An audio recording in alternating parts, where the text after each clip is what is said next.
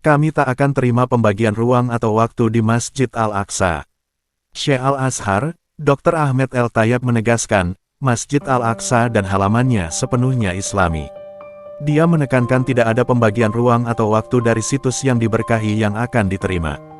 Pernyataan El-Tayyab itu disampaikan saat menerima Perdana Menteri Palestina, Muhammad Shtayyeh.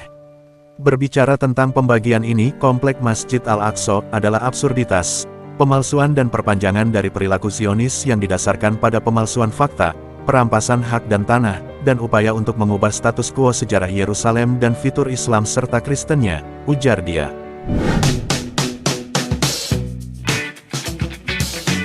Dia menekankan, Al-Azhar telah mengambil tanggung jawab sendiri untuk mengungkap kejahatan pendudukan Zionis terhadap saudara-saudara Palestina kami, dan kami akan terus mengirim pesan ke negara perampas ini, bahwa Al-Azhar akan terus mengungkap kejahatan Anda, dan akan menumpahkan penderitaan rakyat Palestina, tidak peduli berapa banyak orang yang dibungkam.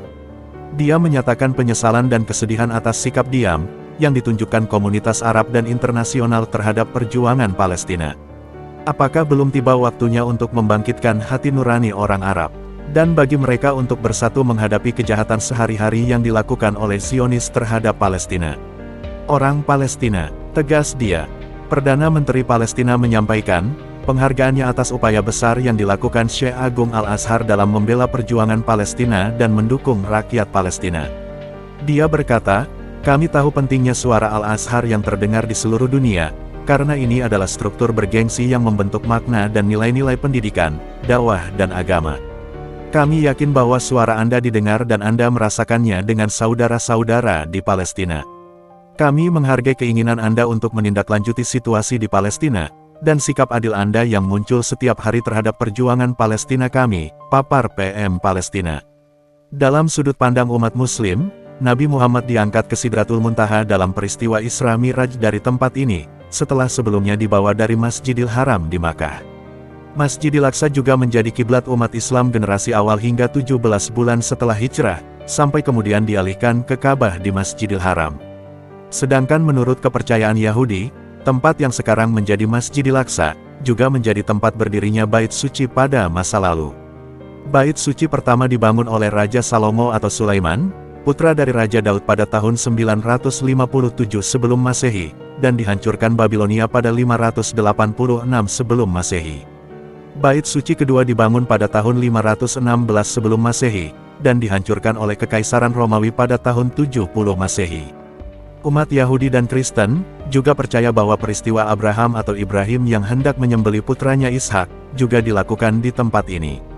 Masjidil Aqsa juga memiliki kaitan erat dengan para nabi dan tokoh Bani Israel yang juga disucikan dan dihormati dalam ketiga agama.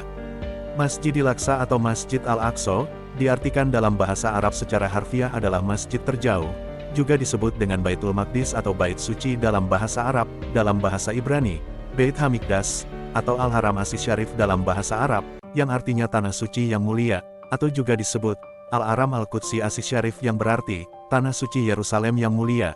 Dalam bahasa Ibrani, Har HaBait, artinya Bukit Bait Suci, adalah nama sebuah kompleks seluas 144.000 meter persegi, yang berada di kota lama Yerusalem. Kompleks ini menjadi tempat yang disucikan oleh umat Yahudi, Kristen dan Islam. Tempat ini sering dikelirukan dengan Jami Al-Aqsa, atau Masjid Al-Qibli.